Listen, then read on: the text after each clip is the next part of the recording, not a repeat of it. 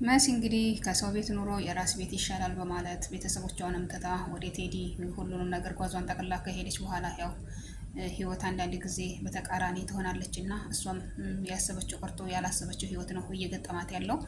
ምክንያቱም ቴዲ ያንን ሁሉ ጊዜ ሲያታለላትና ሲያባብላት እወድሻለሁ፣ አፈቅርሻለሁ እያለ ሲጫወትባት የነበረው ለመጠቀሚያ እንጂ ወይም ለቁም ነገር ወይም ለሚስትነት ፈልጓት አልነበረም። እሷ ግን ያው ወንድሟንም እናቷንም እህቷንም ያው ሳታማክርም ይሆነኛል በማለት ቴዲን መርጣ ሂዳ ነበረ። ግን ያሰበችው አልተሳካላትም። በተቃራኒ ያው የተጨናነቀችና እየፈረች ነው ያለው። ምክንያቱም ከኑሮውም አንጻር የበለጠ ህይወቷ ላይ አሁን ብዙ ነገር እየተፈጠረባት ነው ያለው። እንግዲህ አይታችኋል ቴዲ ምን እያደረጋት እንደው። ሰላም ሰላም ብያለሁ። ውድና የተከበራችሁ ውድ ቻናል ቤተሰቦች በሀገር በውጭም ያላችሁ ሰላማችሁ በዚህ ተተረፍረፍ ይበርልኝ እያልኩኝ እንግዲህ እንግዳ ድራማ እንደምናየው ክፍል 103 በጣም የሚያሳዝን ነገር ነው። መሲ በጣም ፈርታለች። በጣም ጠንካራና ጀግና ሴት ነበረች። አሁን ላይ ግን በጣም ፈርታለች። ምክንያቱም አሁን ያው ቴዲ ምን እያደረገባት እንደሆነ ምን እያረጋት እንደሆነ በላዋ ላይ ምን ሴራ እየሾረበ እንደሆነ ሁላችንም እያየን ነው እና አላማው ምን እንደሆነ ለእሷ ቀርቶ ለተመልካችም እየገባም ያላደለ ስራ ነው እየሰራ ያለው። ምክንያቱም እሱ የሄሌንን ትዕዛዝና የራሱን ፍላጎት ለማሳካት ያክል ነው እንጂ መሲን የተጠቀመባት ምንም ከሜሲ ላይ ምንም አይነት ፍላጎት የሚሆን ፍቅር የሚሆን ምንም ነገር እንደሌለበት ነው እየተመለከትን ያለ ነው። መሲም እንግዲህ ያው ሁሉን ነገር እችዬ እኖራለሁ ብትልም ያው በህይወቷ ላይ ብዙ ነገር እያደረሰባት ስለሆነ ሁሉንም ነገር ትታ ወደ ቤተሰብ በሄደችበት ሰዓት እንግዲህ ወንድሟ ማየታችኋል። እኛን ትተሽ እሱን መርጠሽ ሄደሻል እና እዛው እሱ ያዋጣሽ በማለት ነው ያባረራ ከቤት። በጣም ታሳዝናለች። ይሁን ብሎ ደግሞ በዛ ላይም ደግሞ እንግዲህ ሚስቴ ነሽ ምን ነሽ እያለ በማታለል ያው እንግዲህ እንድታረግዝም አድርጓታል። እሷም በእርግጥ ይሄ ነገር ይፈጠራል ብላም አላሰበችም ነበር። አምናውና ፈቅዳ ነበር የሄደችው። ህይወት አንዳንዴ በጣም ከደስታዋ የበለጠ መራራዋም አለና ካሳለፈችው ህይወት የበለጠ እንደውም የባሰ ስቃይ ውስጥ ነው የገባችው።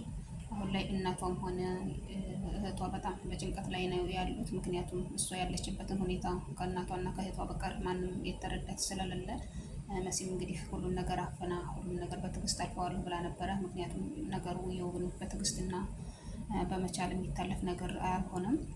አሁን ላይ ያው ለቤሉልም ብዙ ነገር እንግዲህ አንዳንድ ነገርም እየነገረችው ነው። ቤሉልም ያው እንድታግዘው እና እንድትረዳው እየለመናት ባለበት ሰዓት እኔም እንድትረዳኝ እፈልጋለሁ፣ ብዙ ነገር የምናደርገው ነገር አለን እና ሁሉንም ነገር ያው እንማከርበታለን በማለት ነው ለቤሉልም መልስ እየሰጠችው። ቤሉል በፊት ያው እንደሚወዳትና እንደሚያፈቅራት ነበረ የተረዳው ያው ቴዲን ማለት ነው።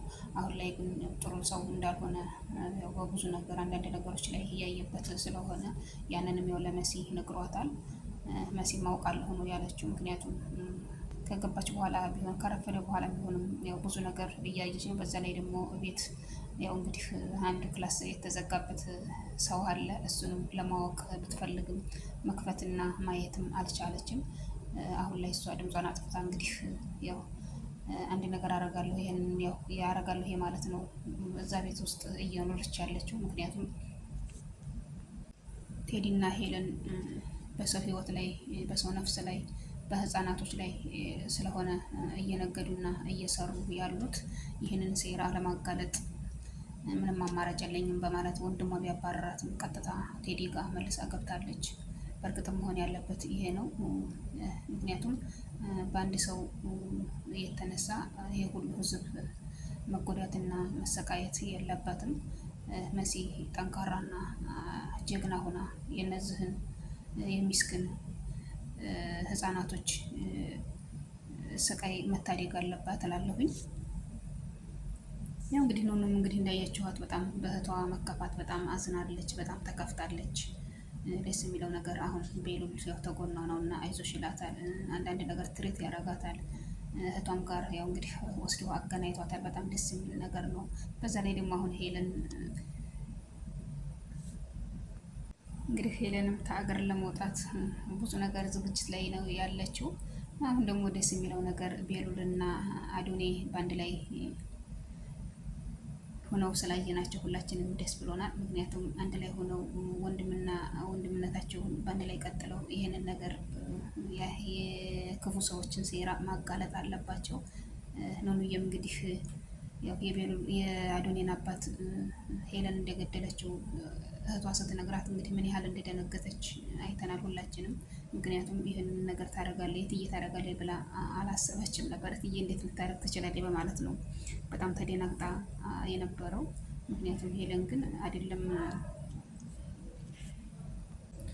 አይደለም የአዶኔን አባት የገዛ ባለቤቷንም የማታስብለት ሰው ናት። ምክንያቱም ከሰው ይልቅ ገንዘብን ታስቀድማለች። ድሮም ገንዘብን የሚያስቀድም ሰው ለሰው ምንም አይነት አዘንታና ርህራሄ የለውም። አሁን ላይ ልጇም ሁሉንም ነገር ያው ነቅታባታለች።